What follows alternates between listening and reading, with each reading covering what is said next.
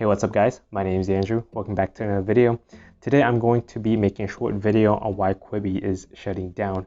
I know it kind of deviates from my investing and personal finance topics, but I've been following Quibi for quite some time now, and I kind of want to explain some of its flaws and why it ultimately collapsed within its first 6 months of operations. If you guys didn't know, Quibi is a mobile streaming service that offers short films featuring episodes that are about 5 to 10 minutes long. As someone who is currently taking film and production class at UT Austin, I do want to share some of my insight and what I've learned to kind of help explain why Quibi was ultimately doomed to fail. Because somehow they managed to spend $2 billion, literally the startup money, within 6 months. But before we get into the video, make sure you turn that like button blue. Helps out massively, and it literally takes 3 seconds. Subscribe and turn on a notification bell if you want to see more content like this. Let's get right into the video.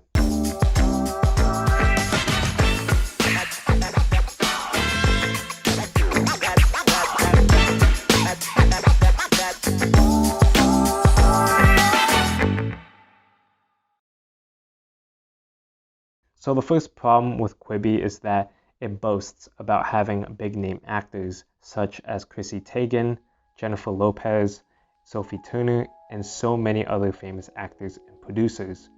It sounds amazing on paper, but when you look at the consumer's perspective, attaching big name actors alone usually doesn't work. A combination of a good movie idea and some actors is typically what is needed to have a relatively successful movie. If you think I'm wrong, look at The Billionaire's Boys Club. It's a movie that is about an investment Ponzi scheme that took place back in 1983.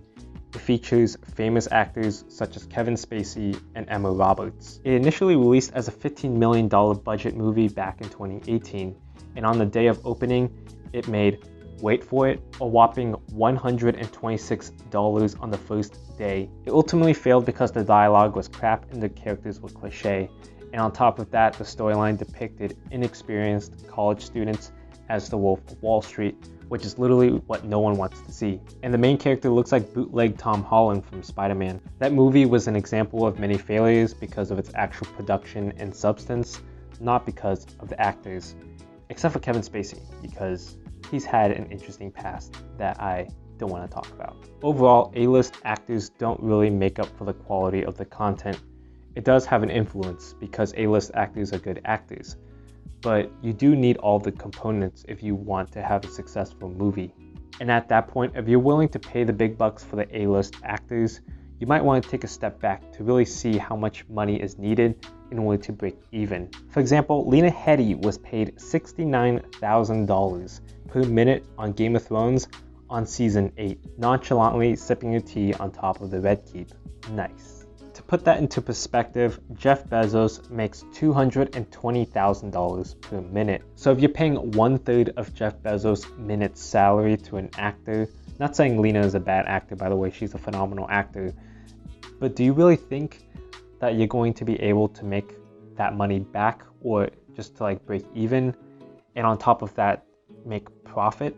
I mean, clearly not for Quibi, because 90% of the subscribers left after the free trial ran out. Continuing the subject on actors, if you really enjoy a piece of content that features a certain actor, all the money that you spend on subscriptions at Quibi goes directly to the company, not to the actors. The idea of supporting content creators and actors just sounds way more appealing than supporting a company like Quibi that its main purpose is to make money. This just sounds like a downgrade from YouTube, because YouTube content is free and you can choose to support someone's channel through memberships, which is something that you don't have at Quibi. This might be an unpopular opinion, but I honestly think that the free content on YouTube is just so much better than big name budget movies like Avengers, because you're able to interact with the content creator directly and create this sort of community. Okay, it might be a little bit biased, but I think the last time I went to the movies, it was to see Han Solo back in 2018, and I really don't need to explain that experience. Next up, the idea of dumping millions of dollars for A-list actors for various short films that are only 10 minutes long just honestly sounds like flushing your money down the toilet. I guess I'm trying to understand what Quibi was doing. For my personal opinion, I think they were trying to enable customers to watch maybe 1 or 2 episodes a day, each 10 minutes long, and really capitalizing on the short attention spans our generation has. But if you're trying to break down each episode into 6 to 10 minute clips, then that's simply just not enough content for a regular consumer to get attached to. After all, a whole series on Quibi is equivalent to 1 TV episode on Netflix, except it's not, because all the content is secondhand, it's produced with oversized budgets, and the quality of the content is just really shoddy, and honestly it's cringeworthy. People are not going to pay for your subscription if you provide hand-me-down content. It doesn't matter how much money or A-list actors you have, that's not going to fix your business. On top of that, Quibi's 10-minute clips really breaks the immersion, and I really think the company thinks the audience has never heard of a pause button. Lastly, I don't think Quibi understands how the subscription model works. To give you all a brief explanation, Quibi charges $5 a month to gain access to its streaming services with ads, and if you don't want ads, it's $8 a month. Y'all see the problem, right? Like, where's the free tier? Why gatekeep content behind a subscription when you know your content isn't even popular to begin with?